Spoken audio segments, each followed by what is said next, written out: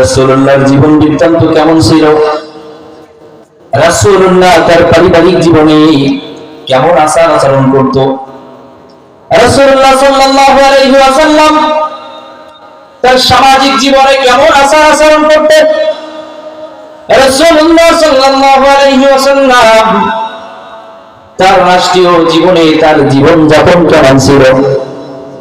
আমরা তো এখনো এক পর্যায়ে মানুষ আমাদের দেখা যায় যারা নিজের পারিবারিক জীবনে ইসলাম মানে তো রাষ্ট্রীয় জীবনে মানে না।